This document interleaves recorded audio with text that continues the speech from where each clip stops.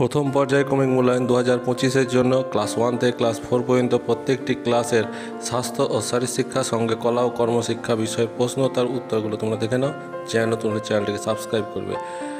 আমাদের চ্যানেলে ভিউ প্রচুর হচ্ছে, এই মাসে প্রায় 7 লাখ ভিউ হয়েছে, কিন্তু সাবস্ক্রাইবার সেই তুলনায় বাড়ছে না। তার মানে আপনারা সাবস্ক্রাইব করছেন না। সাবস্ক্রাইব না করলে ভিডিও ছাড়তে আমাদের ইচ্ছে হয় না।